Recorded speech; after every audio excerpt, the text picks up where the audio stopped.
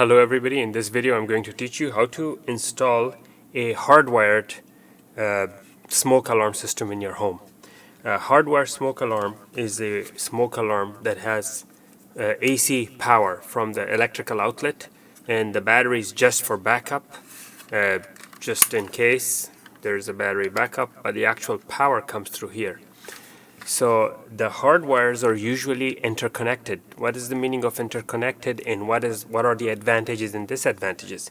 Interconnected ones usually have 3 wires, like the yellow wire, and what happens is that with these, when smoke hits one of the alarms, smoke alarms, it goes through here to all the other ones in the same network, and you will have smoke alarm in every room where one of these paired units are installed.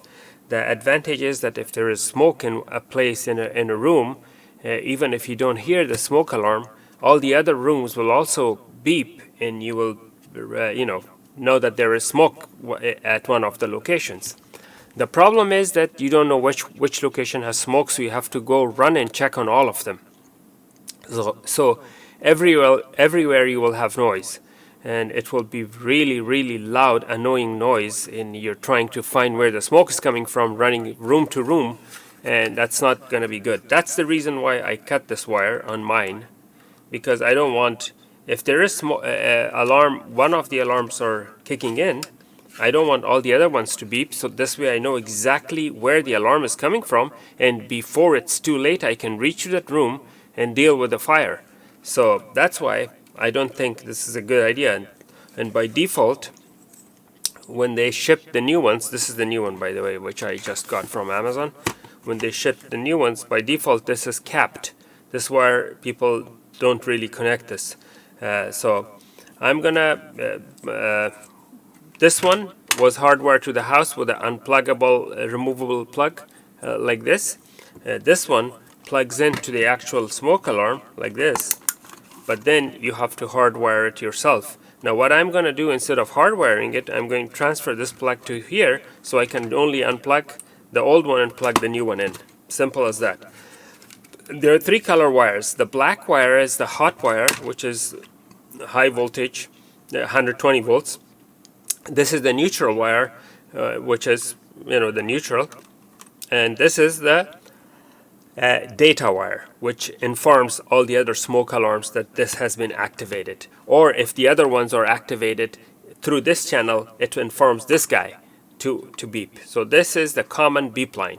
If one of them beep through this yellow wire, all of them will beep. So in order to connect this to that, all you need is a heat shrink and a soldering iron if you want to do it professionally, but you don't necessarily have to do it professionally. So what I'm going to do is I'm going to cut these wires. So I cut these wires, and I'll simply strip the wire. Make sure you choose the right diameter so you don't strip everything.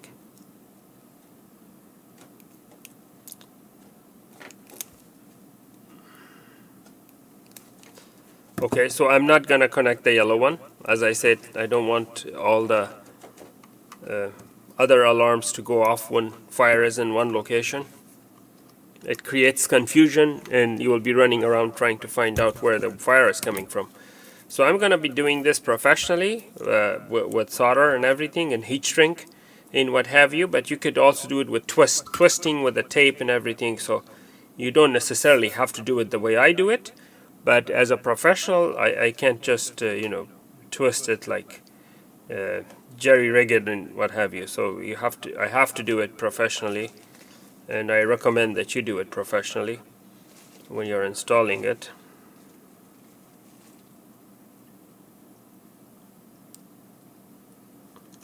So now these are already tanned. Tanning means that there is solder in the wire already. The previous ones are already tanned, the new one I mean. I'm going to just put a little bit more solder there. Before I connect them, I have already put the heat shrinks here. You have to put the heat shrinks first, because then you can't enter the heat shrink. And now I'm going to solder this to that. Make sure the heat shrink is far away when you're doing this, otherwise the heat shrink is going to you know, there, nice and neat. Now I'm going to do the white wire, the neutral wire,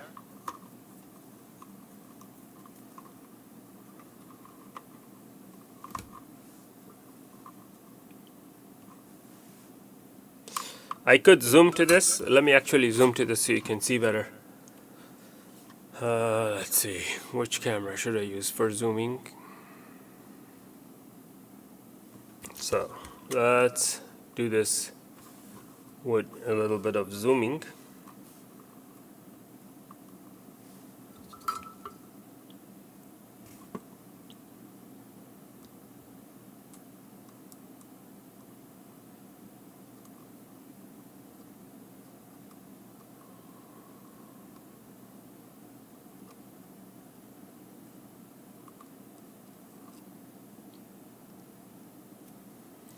Okay, that's nice and neat. Now I'm gonna bring these over this.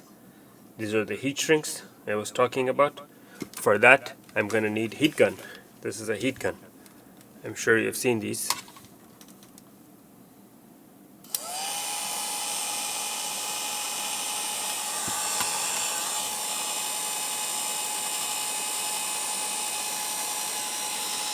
I'm gonna put my hand in the background so you can see it, because with a black background you don't see the black heat shrink.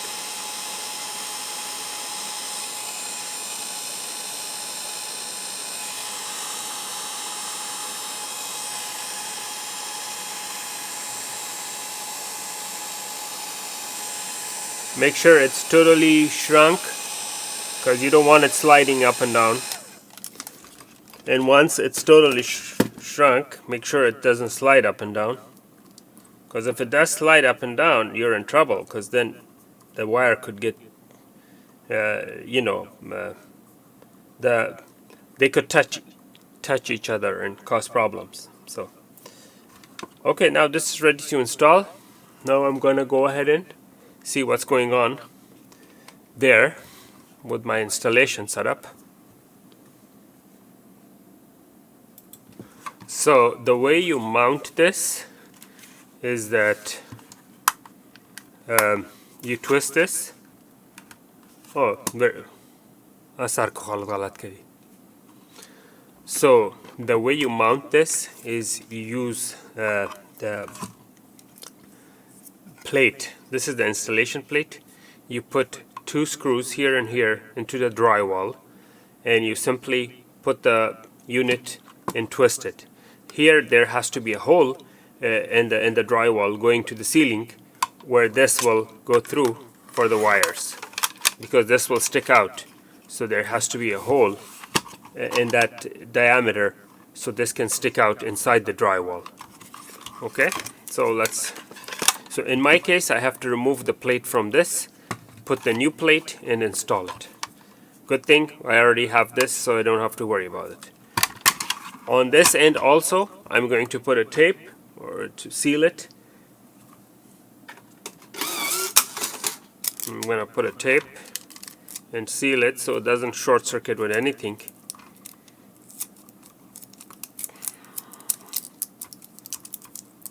There. Let's get ready and install it.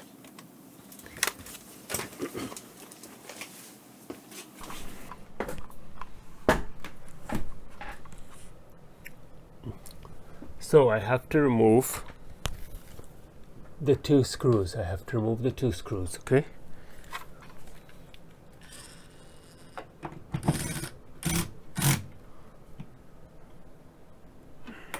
Okay.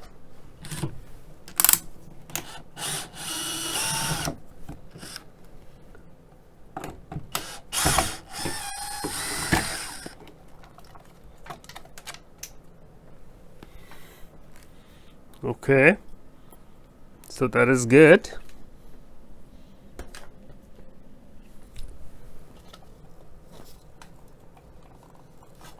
The problem is that here I'm gonna normally I would have to break it, twist these. Normally I have to twist these and open them, but I'm not going to do that. So I'll simply cut this, break this, because I don't need this plate anymore. There's no need for me to go through all the hassle to undo all the wires. It's just, just remove that. That's what I'm going to do.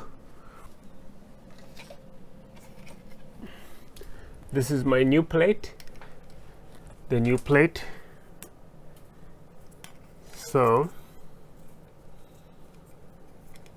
I put these back in and put the screws in.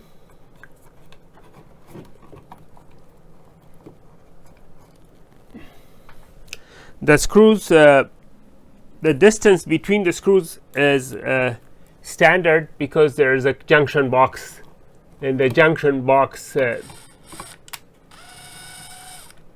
is holes, distance between the holes of the junction box is a standard thing.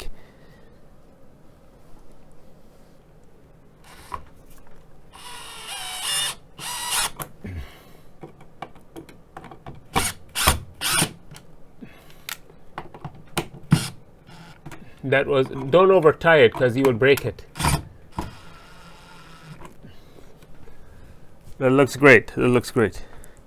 So now what I'm gonna do is before I plug this in, I have to install the battery.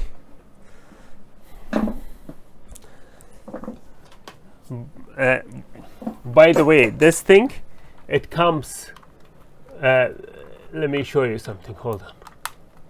Let me unplug this, show you something. See, it came with a little latch that if there is no battery, this will not close. See that little latch? So you have no choice but to put battery, or else the door will not close.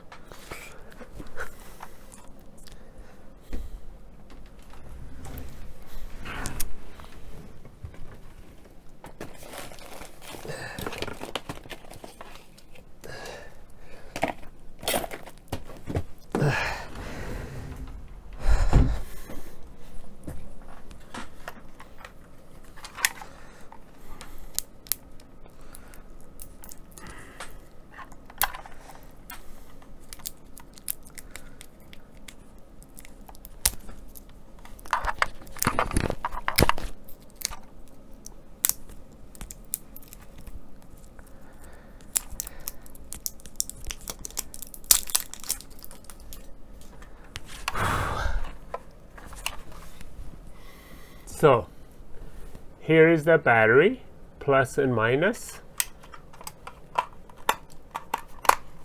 You have to push that red thing, the red tab with it, plus minus the battery. Now we put this guy. This goes in one way.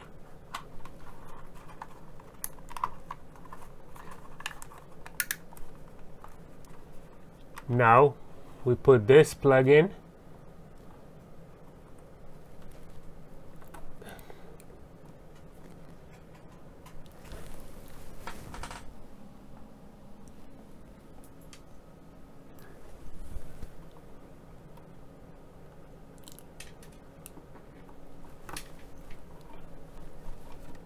That's plugged in.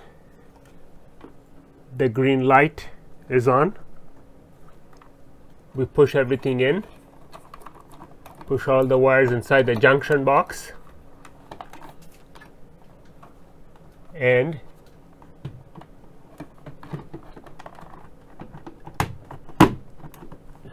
voila. So now it's supposedly up and running. I mean, we have no smoke to test it right now, but I will test it later. But yeah, that's how easy it is to install it. And these are much better than the other ones that are only battery powered, because if the battery goes bad, it drives you nuts. So when the battery is only for backup, it powers itself from the power line, from the electrical outlet. what happens is the battery lasts much longer. All right. Thank you for watching. Please make sure to like and subscribe.